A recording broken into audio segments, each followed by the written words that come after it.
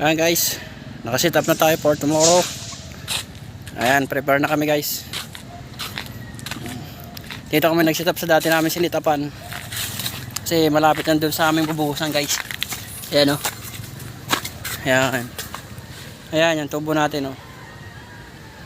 Nakasit up na guys. Bukas na lang. Ayan, lumalim ang tubig o. Lumalim ang tubig.